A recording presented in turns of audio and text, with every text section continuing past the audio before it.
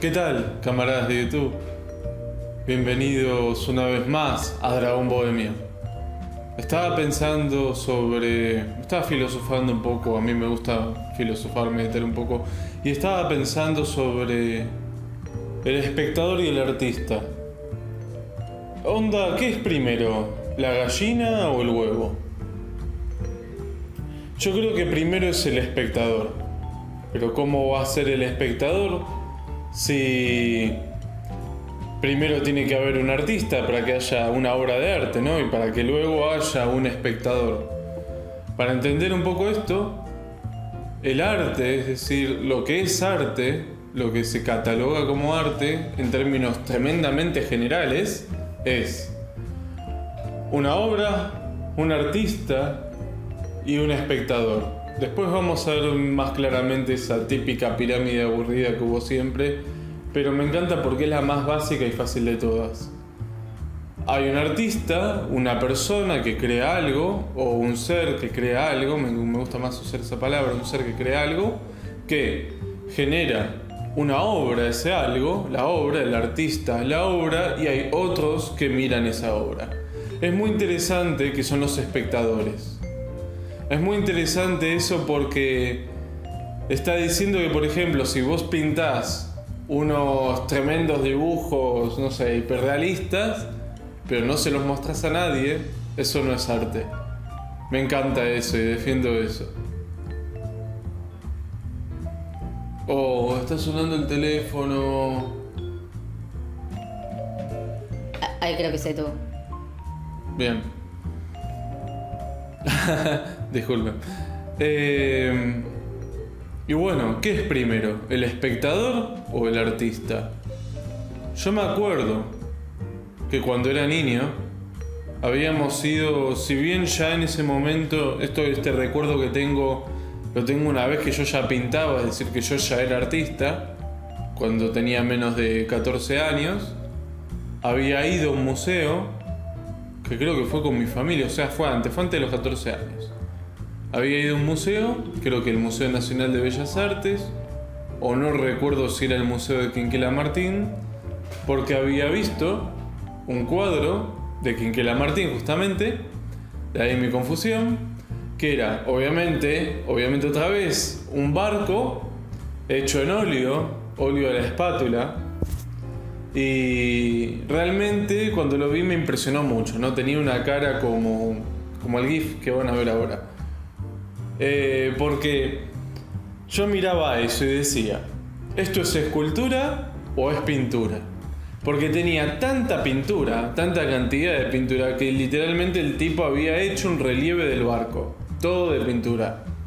Si bien ahora, bueno, no me dice tanto, en ese momento me había volado de la cabeza, porque podrías decir que en lugar de ser una pintura al óleo con espátula, era una escultura de alto relieve pintada.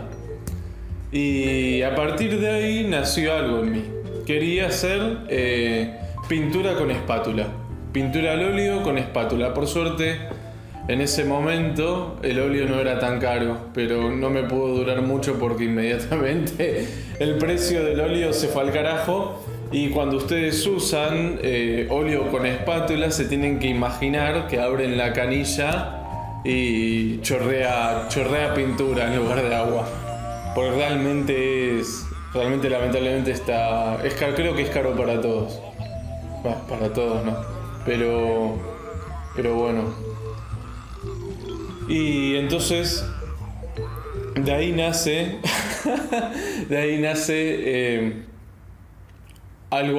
un artista en mí, el artista de pintor en espátula. Bueno, pasa que acá hay también otro tema. ¿Qué es el arte? ¿Qué es exactamente el arte? Bueno, obviamente no lo puedo definir, pero el arte nace. El arte es varias cosas. Es por un lado una forma de comunicarse, ¿no? Yo tengo una idea y la quiero comunicar por medio de imágenes. Porque hay una serie de emociones, una serie de cosas de mundo interno que tal vez no hay mejor forma que mostrarla por medio de una imagen o por medio de una música o una escritura. Por otro lado, el arte es también un reflejo de la naturaleza. Y aquí algo muy interesante. El artista, todas las cosas que hace el hombre, nacieron primero de una observación a la naturaleza. Y no solamente una observación como hace una máquina, como hace una cámara, sino de una contemplación, de una conmoción, de conmoverse con lo que se ve, lo que se ve afuera. Yo creo que si bien el primer invento del hombre muy probablemente habrá sido la cama, el arte tuvo que haber estado muy cerca de eso. El plasmar las ideas, los sentimientos por medio de una piedra en la tierra, de algún dibujo, de recordar, me imagino que recordaban de niños usar el barro, porque eso es algo muy infantil, muy primario del ser humano. Y los primeros hombres, los primeros que habitaban la tierra, también usaban mucho eso. Los niños trabajan hoy en día con plastilina, porque antes agarraban barro. Y los niños crean sus propias figuras. Tal vez para algunos resulta muy asqueroso, con sus cacas y con el barro. Porque es más fácil, pues se crea una masilla más fácil de manejar. Y yo me imagino que tal vez algunos recordaba eso, sentía eso, o un viento no le hizo recordar aquello, a aquella niñez, y luego empezó a expresar sus emociones por medio de la masilla, por medio del barro. Pero todas las cosas, por ejemplo, Leonardo da Vinci decía que para poder crear su ingeniería hidráulica, porque algunos estudiosos dicen que Leonardo da Vinci el máximo, obviamente muchos dicen que lo máximo de Leonardo da Vinci no fue la pintura, sino las obras de ingeniería. Y hay otros que dentro de las obras de ingeniería las que más defienden es la ingeniería hidráulica, porque el tipo fue muy importante, por ejemplo, en la construcción de puentes para ríos, en puentes para cruzar los ríos, desviar ríos, prevenir inundaciones, todos esos tipos de trabajo de gran ingeniería a punto de ciudad, ¿no? Lo que tiene que ver con respecto a las ciudades. Ahora no me sale bien, pero después quiero hablar más de Leonardo da Vinci porque siempre fue un hombre que me apasionó mucho su historia. Y él decía que la base de su obra era la observación. Y es cierto, antes de crear las famosas alas para hombres, para seres humanos, esas alas de Dédalo, bellísimas, primero hizo todo un estudio de aves. Iba a observar las aves y las dibujaba. Por eso siempre también es muy importante tener un cuaderno y un lápiz para anotar ideas.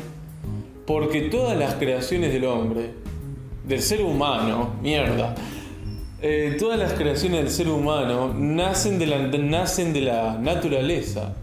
Y como les digo, no se trata simplemente de observar. Si vos querés tener ideas, si no podés crear, no alcanza con que salgas un día a la plaza, afuera, a la calle, al parque, al campo y te quedes mirando. Sino que busques conmocionarte con lo que ves. Emocionarte, sentirlo en el corazón. Me acuerdo una vez, por ejemplo, que caminando, ¿no?, por el barrio, mi viejo me dijo: mirá, Pablo, qué impresionante, que en cada árbol, cada hoja de cada árbol es de un tono distinto, es de un tono de verde diferente. Y notar eso, que me hayan dicho eso, y obviamente hacer caso, ¿no? Que me hayan dicho eso y notar eso, me abrió todo un abanico de luces y colores que antes no había expresado, que antes no había sentido, del cual antes no había sido espectador. Y entonces por eso es que para mí primero nace el espectador y luego nace el artista. Porque el arte, porque también podríamos decir que hay un montón de arte en la naturaleza. Hay obras de la naturaleza de las cuales el hombre es incapaz de imitar. Algunos dicen que el arte hiperrealista es mejor que cualquier foto, que hay artistas hiperrealistas que son mejores que cualquier fotografía. Pero eso no es cierto, nada va a superar a la realidad. Nadie, ni las máquinas la pueden superar. Y se van a dar cuenta, porque si observan y observan, se van a dar cuenta, porque una flor es irreproducible. O salvo que vivamos en un holograma, ¿no? Pero bueno, eso es lo que quería compartir hoy. Hay veces que, por ejemplo, uno está bloqueado. Lo que se llama el bloqueo de artista, que uno no sabe qué hacer.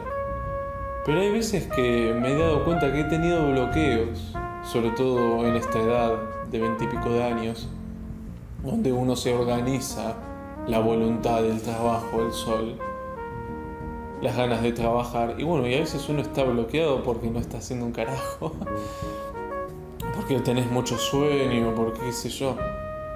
Está bueno hacer esas observaciones y esos análisis.